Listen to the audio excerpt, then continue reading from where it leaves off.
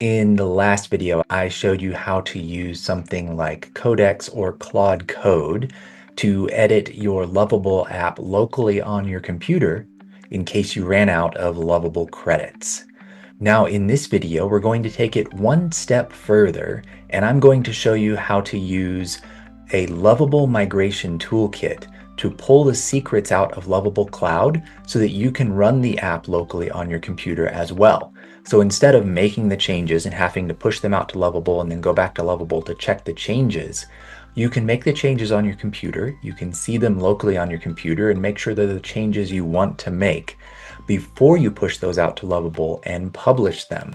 This will also let apps like Codex and Claude Code see your database so they can make changes to the database as well. Let's go ahead and dive in and take a look at how to do this.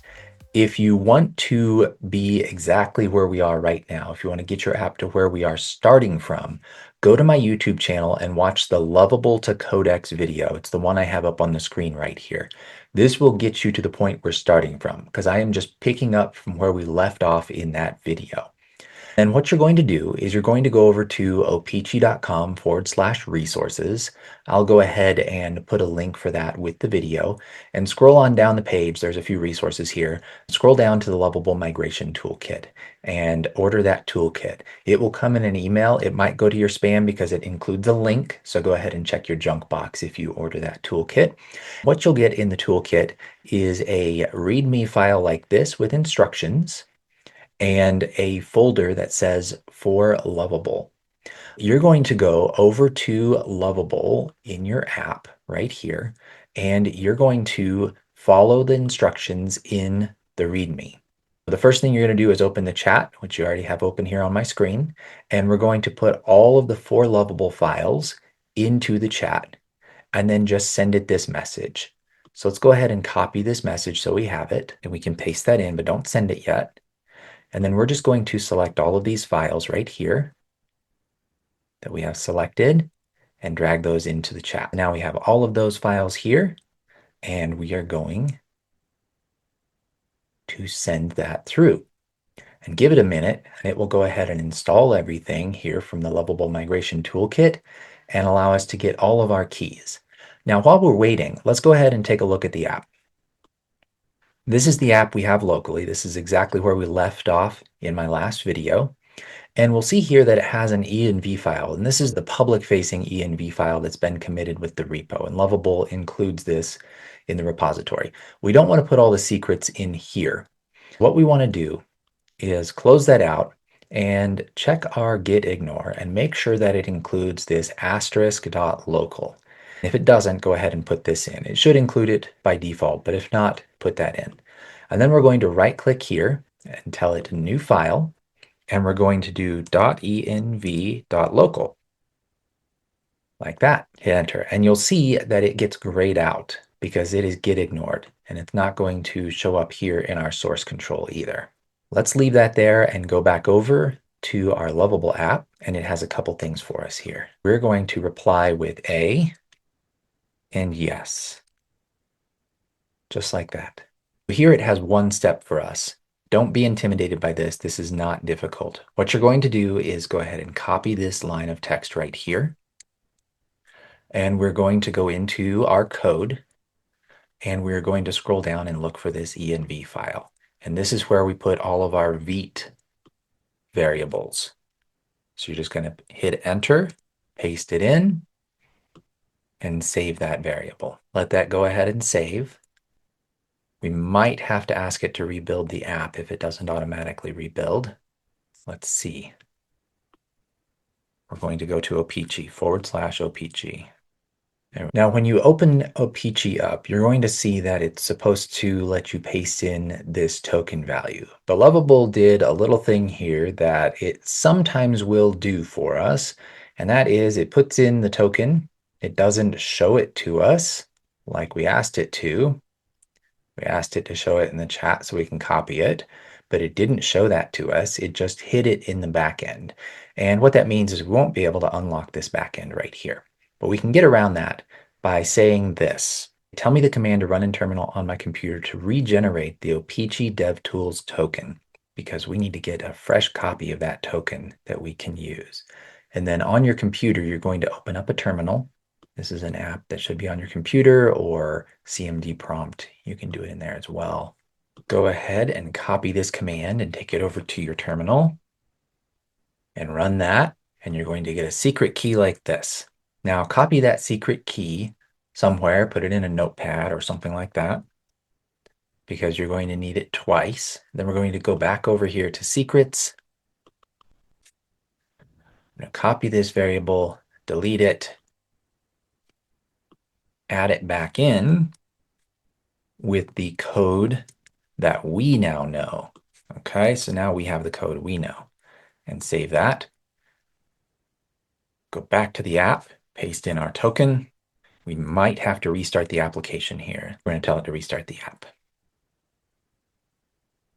So it picks up that new token. Now that it's restarted, we can paste in our token, and we're going to load our environment variables here. We have all of our variables right here. So we're going to first reveal the values, because you can't copy it without that. These are all just going to show up as blanks. And then we're going to copy them. Okay?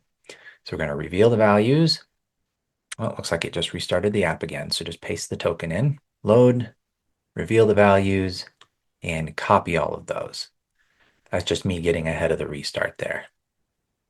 Now we're going to go back to our env.local and paste everything in. All right, now we have all the values there. And there's one other link we need to get down here at the bottom. So we're going to copy this database URL as well and put it here at the end. We have to put this one in manually, and we'll put in database URL equals and paste in that string we just got. Save it again. And now we have everything we need to run this locally. The next thing we're going to do is put in a command so that we can get set up. And the prompt we're going to use is this. I am in Claude Code here. I'm going to say I want to run this app locally. I have the environment variables in a get ignored env.local. Please review and see if it needs any additional setup and tell me the commands I need to run in terminal to see it locally on my machine. And we're going to send that right here into Claude Code. And again, I'm just using a Claude Code subscription. You could do the same command in Codex if you wanted, if you have a ChatGPT subscription you're using instead for this. It says we have everything in place. So the dependencies are installed. Here we are. And it has our command. Okay, so what we're going to do is we're going to go up to the top here and click New Terminal, and it's going to open a terminal for us right here. And then the first thing we're going to run, let's just make sure that all of our dependencies are in place. So we're going to run this bun install right here. Looks like there's a Lovable package that is for Firecrawl that's erroring. You might run into this depending on what you have installed. You're going to say, do not make changes. What is the error below? And then just paste in the command you ran and the error you received back. Okay, we just copied those out. It looks to me like this package is something that's maybe exclusive to the Lovable Cloud backend. It's telling me we don't need it right now. Let's see if that's true. Okay, we got a couple more errors here. We're just going to send those over. Yours will be different errors if it runs into any.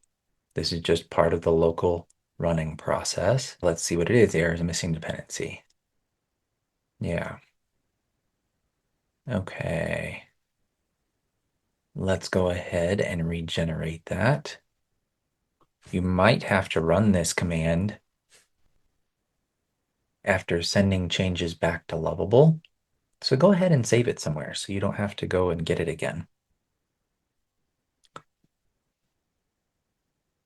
And then we're going to go ahead and do bun run dev again. And now our application is running. Let's go ahead and command click on this. And there is our application running locally here. Okay, so that is how you get the app running on your computer. Now, if you are using Lovable's Auth on your application, that generally won't work out of the box on your computer.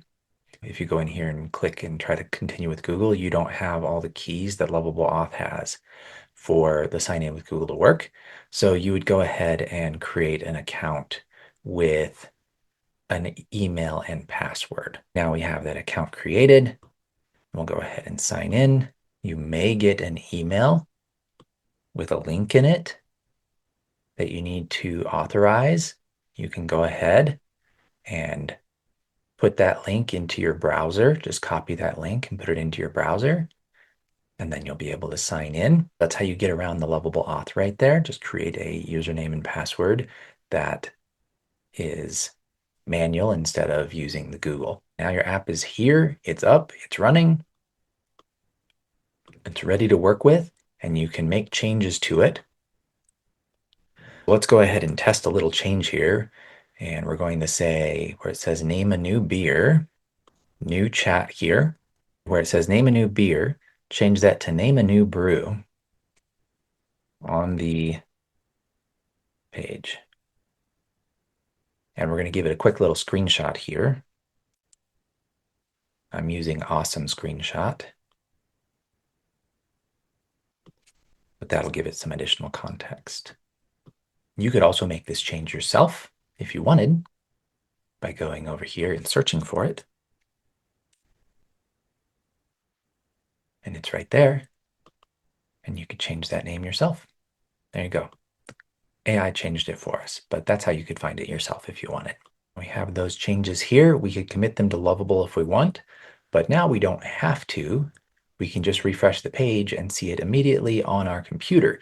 So now we can make a bunch of changes locally before we push them out, and we can see that they're exactly what we want, instead of doing the changes like we did in the last video where we change it here and then have to wait for it to publish to Lovable.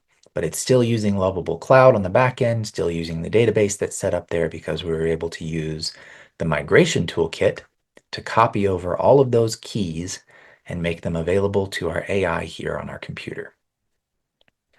So go ahead, start making the changes you want. Your app process will be a little bit different than mine. So if you get stuck along the way, if the errors are just a little too much, go ahead. I'm going to place a link around this video with a calendar that you can go and book a time with me and my team. Go ahead and book a time and we'll help you with the errors and make sure yours can run locally just like this one. And as always, if you found this video useful, follow the channel, like the video, share it if you know somebody who is building on Lovable, and I'll see you on the next one.